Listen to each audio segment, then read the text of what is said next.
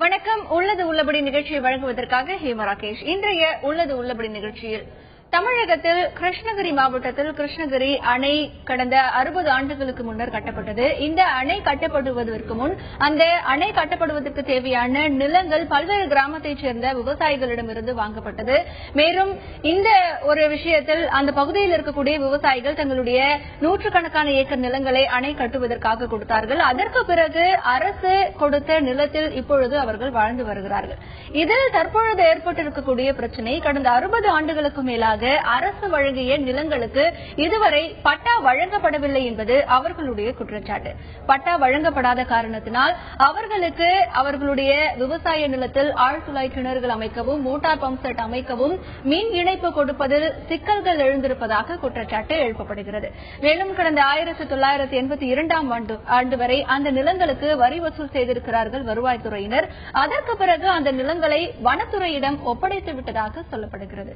மேலும் இந்த ஒரு விஷயத்தில் இதுவரை 2 துறைகளுமே சேர்ந்து ஒரு சரியான தீர்வை இந்த மக்களுக்கு ஏற்படுத்தி தரவில்லை என்கின்ற ஒரு குற்றச்சாட்டை முன்வைக்கிறார்கள் அந்த மக்கள். மேலும் அந்த பகுதியில் அடிப்படை வசதிகளும் இன்னும் முழுமையாக நிறைவேற்றப்படவில்லை என்கின்ற ஒரு குற்றச்சாட்டும் அவர்களிடத்தில் இருக்கிறது.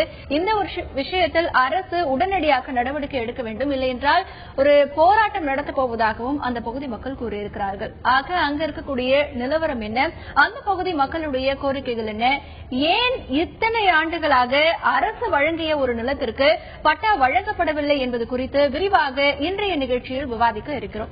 முதலில் இது பற்றிய ஒரு தொகுப்பை விரிவாக பார்க்கலாம்.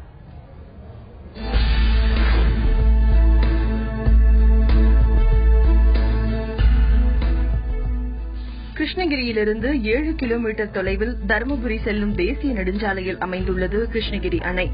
கிருஷ்ணகிரி மாவட்டம் வழியாக பாயும் தென்பெண்ணை ஆற்றின் குறுக்கே 2 மலைகளின் அருகே பெரியமுத்தூர் என்ற கிராமத்தில் அணை கட்டும் பணி 1954ஆம் ஆண்டு தொடங்கப்பட்டு 1957ஆம் ஆண்டில் ரூபாய் 2 கோடி மதிப்பில் நிறைவு பெற்றது. இந்த அணை அப்போது தமிழக முதல்வராக இருந்த காமராஜர் அவர்களால் திறந்து வைக்கப்பட்டது. அணை கட்டும் பணிகளுக்காக பல கிராமங்களைச் சேர்ந்த மக்கள் தங்களுடைய நிலங்களை விட்டு அரசு அளித்த இடத்திற்கு இடம்பெயர்ந்து சென்றனர்.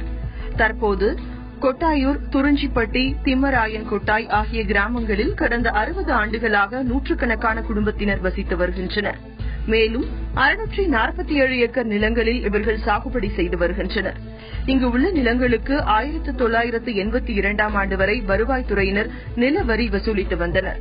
பின்னர் இந்த நிலத்தை வனத்துறையிடம் ஒப்படைத்து விட்டதாக கூறப்படுகிறது. இதனால் இன்று வரை இந்த நிலங்களுக்கு பட்டா வழங்கவில்லை என்று கூறப்படுகிறது. பட்டா இல்லாத காரணத்தால் தங்களுடைய விவசாய நிலங்களுக்கு ஆழ்துளை கிணறு அமைக்கவும் மோட்டார் பம்ப் செட் அமைக்க மின் இணைப்பிற்காக அதிகாரிகள் அனுமதி மறுப்பதாக இப்பகுதி விவசாயிகள் வேதனையுடன் தெரிவிக்கின்றனர். கடந்த பல வருடங்களாக பட்டா கேட்டு போராடி வரும் இந்த கிராம மக்களுக்கு பட்டா வழங்க வேண்டும் என்பதே இப்பகுதி மக்கள் கோரிக்கை. கிருஷ்ணகிரி அணை கட்டுவதற்காக பல்வேறு ஏக்கர் கணக்கிலான நிலங்கள் விவசாயிகளிடமிருந்து பெறப்பட்டிருக்கின்றன. அதற்கு மாற்றாக பல இடங்களில் அரசு அவர்களுக்கு நிலங்களை கொடுத்திருக்கிறது. ஆனால் அந்த நிலங்களுக்கு இன்று வரை பட்டா வழங்கப்படவில்லை என்பது அந்த பகுதி மக்களின் ஒரு பிரதான குற்றச்சாட்டாக இருக்கிறது. அரசு வழங்கி இருக்கக்கூடிய நிலங்களுக்கு ஏன் இதுவரை பட்டா வழங்கப்படவில்லை, இதற்கு அதிகாரிகள் என்ன பதிலை தெரிவித்திருக்கிறார்கள் என்பது பற்றி விரிவாக இந்த நிகழ்ச்சியில் விவாதிக்க இருக்கிறோம். இந்த நிகழ்ச்சியில் பங்கேற்பதற்காக நமது சேலம் செய்தி அரங்கிலிருந்து இணைகிறார் அந்த பகுதியைச் சேர்ந்த மாவட்ட தலைவர் திரு தர்மன் அவர்கள். அவரை இந்த நிகழ்ச்சிக்கு வரவேற்கிறோம். வணக்கம் திரு தர்மன். கிருஷ்ணகிரி அணை கட்டும் பொழுது எத்தனை கிராம மக்களிடமிருந்து எவ்வளவு ஏக்கர் நிலங்கள் அணை கட்டுவதற்காக பெறப்பட்டது, அதற்கு மாற்றாக எந்த இடங்கள்ல எவ்வளவு ஏக்கர் நிலங்கள் விவசாயிகளுக்கு வழங்கப்பட்டது?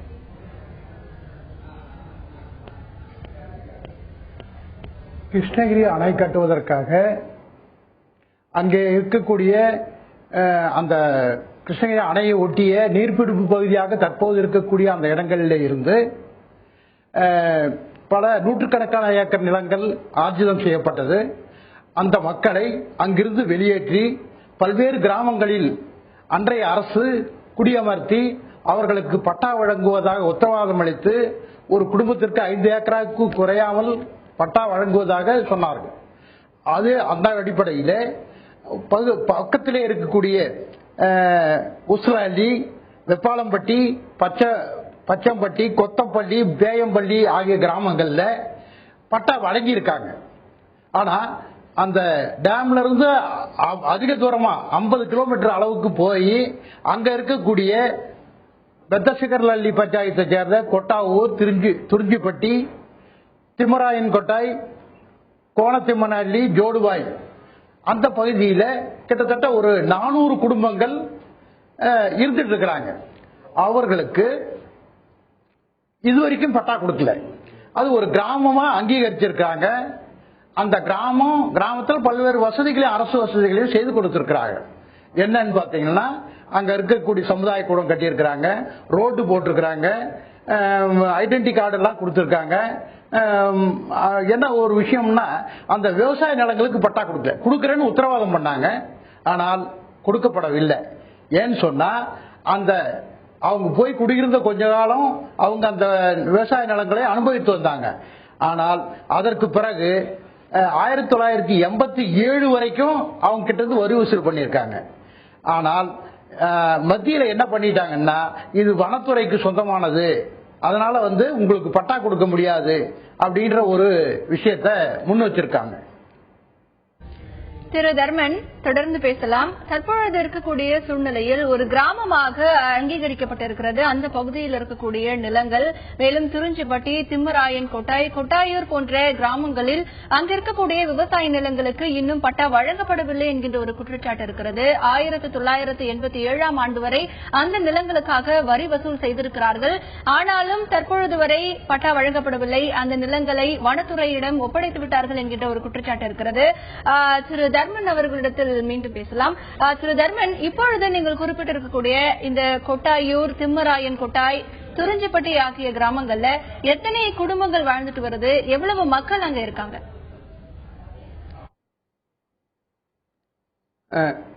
கிட்டத்தட்ட அந்த பகுதியில ஒரு 350 குடும்பங்கள் எங்க கொட்டாவூர், துறிஞ்சிப்பட்டி, திம்மராயன் கொட்டாய் அந்த பகுதியில.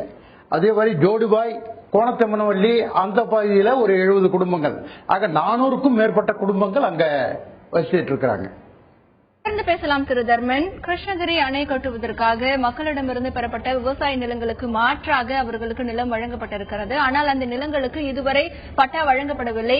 மேலும் அந்த குறிப்பிட்ட பகுதிகளில் 400க்கும் மேற்பட்ட குடும்பத்தினர் வசித்து வருகிறார்கள். அந்த பகுதியை சுற்றி இருக்கக்கூடிய பல கிராமங்களில் இருக்கக்கூடிய விவசாய நிலங்களுக்கு பட்டா வழங்கப்பட்டிருக்கிறது. ஆனால் இவர்களுக்கு பட்டா வழங்குவது மறுக்கப்பட்டிருக்கிறது. இதற்கு அதிகாரிகள் சொல்லிய பதில் என்ன?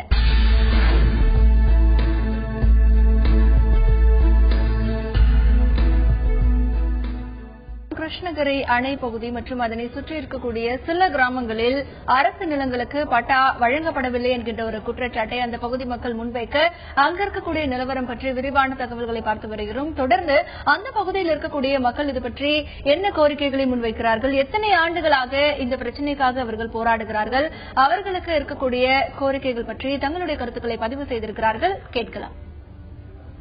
காங்கிரஸ் ஆட்சி போச்சு, அப்புறம் டிஎம்கே ஆட்சி வந்துச்சு, டிஎம்கே ஆட்சி போச்சு, ஏடிஎம்கே ஆட்சி வந்துச்சு, ஏடிஎம்கே ஆட்சியும் இப்போ நடந்து கொண்டிருக்கிறது.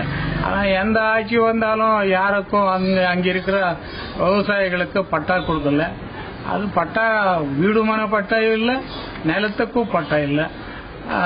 அப்படி இருக்கும்போது கவர்மெண்ட்ல எந்த விதமான அவங்களுக்கு சலுகை அந்த 250-300 வீடுகளுக்கு ஜனங்களுக்கு கிடைக்கிறது இல்லை. பல டைம் கலெக்டருக்கு மனு கொடுத்தோம், ஒண்ணுமே பிரயோஜனம் இல்லாத ஆயிடுச்சு. ஒரு டைம் நிலம் அளவு போட்டு சப்டிவிஷன் பண்ணாங்க, திருப்பி நிறுத்திட்டாங்க.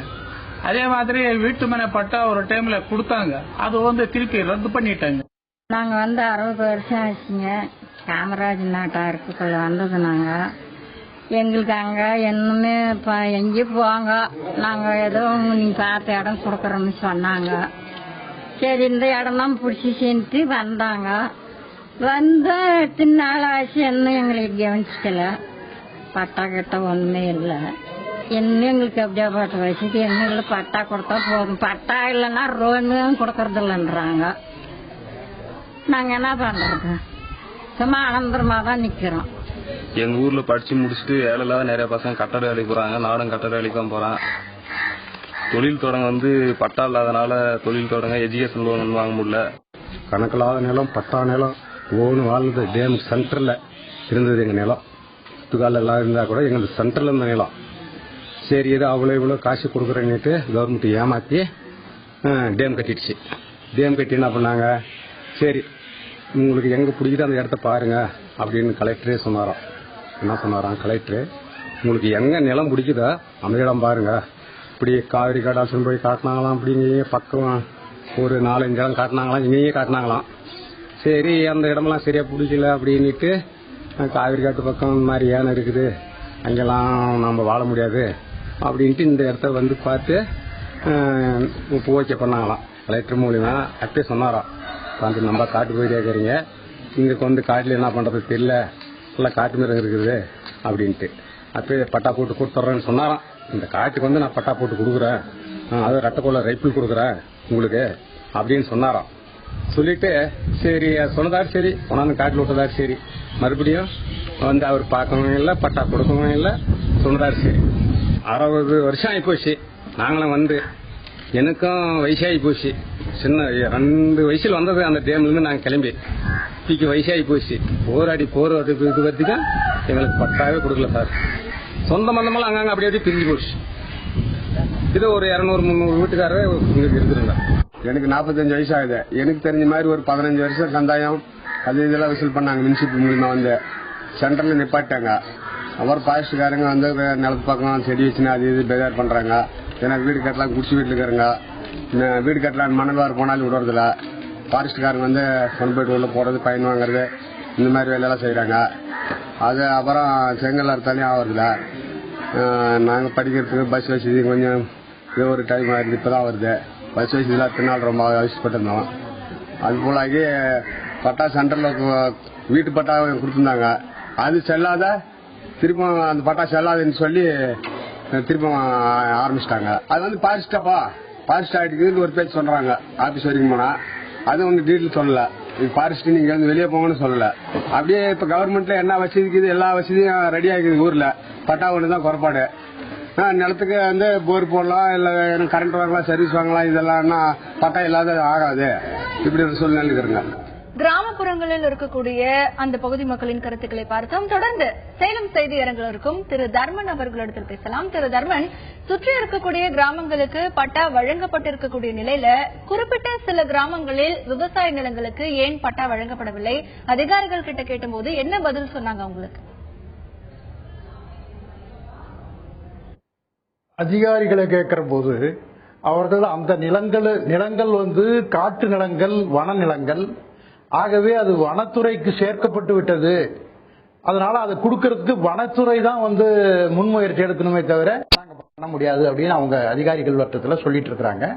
ஆனால் வனத்துறை கூட ஒரு சட்டம் சமீப காலத்தில் வந்தது.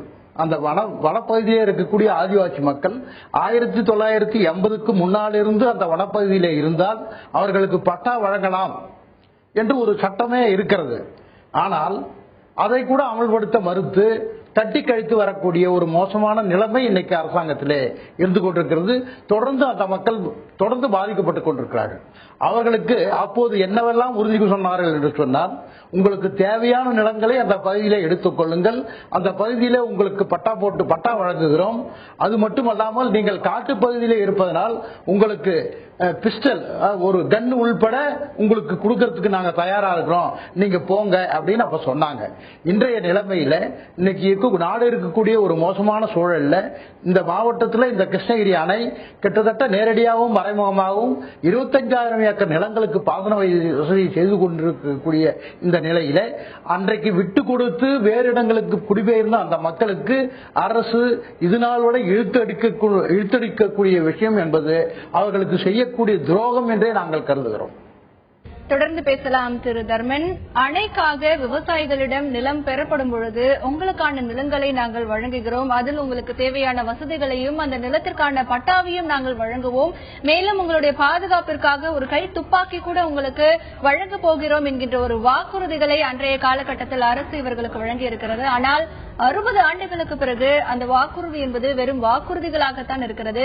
கொடுக்கப்பட்ட நிலங்களுக்கு இன்னும் பட்டா வழங்கப்படவில்லை என்கின்ற ஒரு குற்றச்சாட்டு அவர்களிடத்தில் இருக்கிறது. இதற்கு தமிழக அரசு உரிய கவனம் செலுத்த வேண்டும் என்கின்ற ஒரு கோரிக்கையும் முன்வைக்கிறார்கள் அதற்கு மக்கள். மேலும் இந்த விஷயத்தில் அரசு எடுக்கப்பட வேண்டிய நடவடிக்கை என்ன?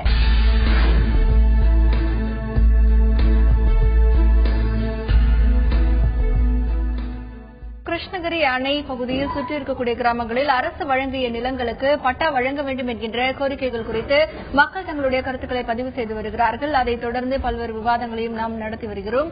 தொடர்ந்து அந்த பகுதியில் இருக்கக்கூடிய மக்கள் இந்த பட்டா வழங்கப்படாததனால் என்ன விதமான பாதிப்புகள் தங்களுக்கு ஏற்பட்டிருக்கின்றன என்பது குறித்து தங்களுடைய கருத்துக்களை பதிவு செய்திருக்கிறார்கள். கேட்கலாம். டேம் கடகால் தெரியும். கடகால் போறதுமே தண்ணி தேக்க ஆகத்தான் நீ வீடு விட்டு கிளம்புன்ட்டு கிளப்புனாங்க. திருப்பி இந்த குணம் அவசரம் வந்து இந்த இடத்துல காமிச்சாங்க. இந்த இடத்துல இருக்கோ பல ஜனமும் இந்த சேவத்தை எல்லாம் கலைஞ்சு போயிட்டாங்க.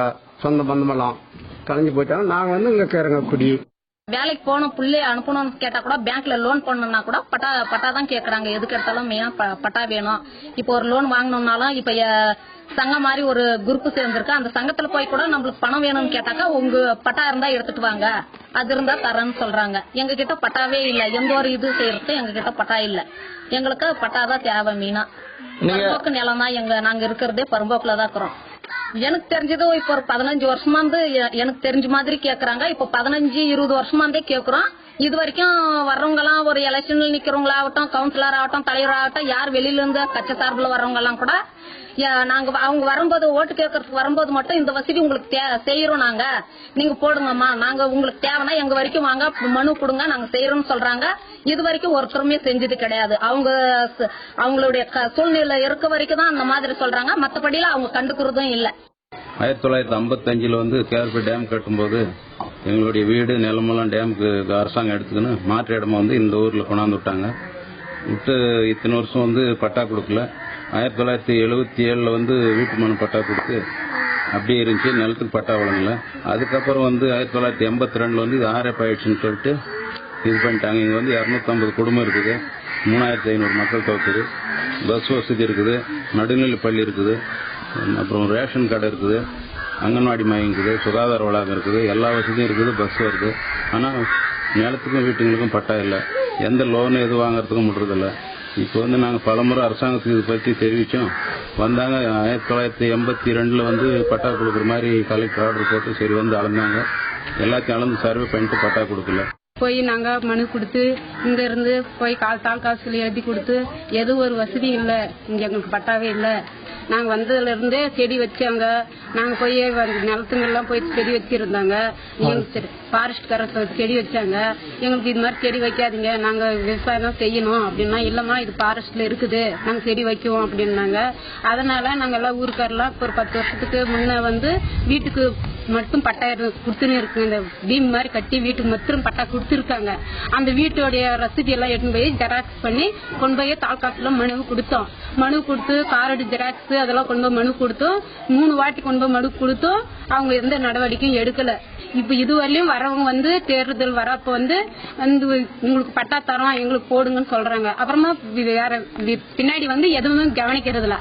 கொட்டாயூர், திம்மராயன் கொட்டாய், துறிஞ்சிப்பட்டி ஆகிய பகுதிகளில் வசிக்கக்கூடிய கிராம மக்கள் தங்களுடைய தேவைகள் குறித்து, மேலும் அந்த நிலத்திற்கு பட்டா வழங்க வேண்டும் என்பது குறித்து தங்களுடைய கருத்துக்களை பதிவு செய்திருக்கிறார்கள். தொடர்ந்து சேலம் செய்தியரங்கில் இருக்கும் திரு தர்மன் அவர்களிடத்தில் பேசலாம். திரு தர்மன், இப்போ குறிப்பிட்ட விவசாய நிலங்களுக்கு பட்டா வழங்கப்படாததுனால என்ன மாதிரியான பாதிப்புகள் எல்லாம் இருக்கு? இது பற்றி உங்களுடைய கோரிக்கைகள் என்ன? அதாவது பட்டா இல்லாத காரணத்தால அவங்க அந்த விவசாயம் பண்ணக்கூடிய அந்த மக்களுக்கு எந்தவித கடன் வசதிகளும் செய்து கொடுக்க முடியாத நிலைமை இருக்கிறது. அங்கே கிணறுகள் நோண்டி ஆயில் இன்ஜின் வச்சு இன்ஜின் ஓட்டிட்டு இருக்கிறாங்க. கரண்ட் சர்வீஸ் வாங்க முடியாத நிலைமை. பட்டா இருந்தால் தான் கொடுப்பாங்க. ஆக அந்த மாதிரி ஒரு நிலைமை இருக்கு. வேற எந்த விஷயத்திலும் காட்டு விலங்குகள் பக்கத்துல காடு இருக்குது. காட்டு விலங்குகள் அந்த அவங்க கஷ்டப்பட்டு செய்யக்கூடிய அந்த பயிர்களை அழிக்குது. அந்த அழிக்கிறதுக்கு எந்தவித நிவாரணமும் பெறுவதற்கு வாய்ப்பு இல்லை. பட்டா இருந்தால் தான் கொடுப்பாங்க. புறம்போக்கு நிலங்கள்ல நீங்க இருக்கிறீங்க அப்படின்றத சொல்றாங்க. ஆகவே பட்டா என்பது அவசியம். ஒரு விஷயத்தை நான் ஞாபகப்படுத்த விரும்புகிறேன்.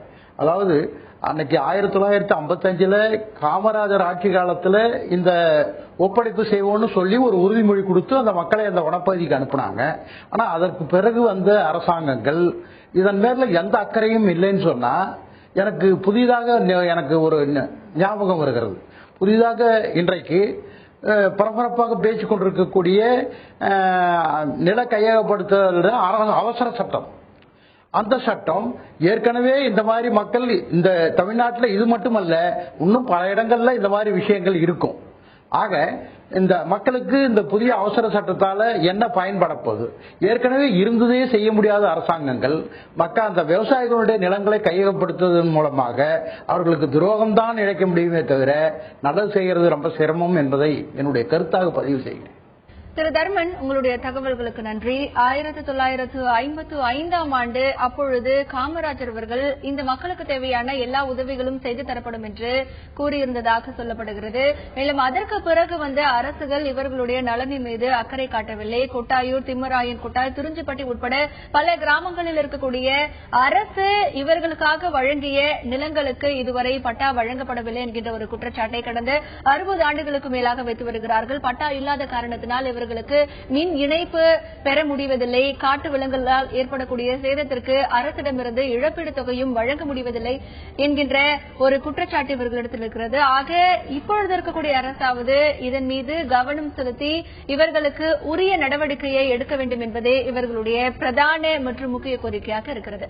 இந்த நிகழ்ச்சியில் சேலம் செய்தி அரங்கிலிருந்து பங்கேற்ற திரு தர்மன் அவர்களுக்கு நன்றி. மீண்டும் ஒரு உள்ளது உள்ளபடி நிகழ்ச்சியில் சந்திக்கலாம்.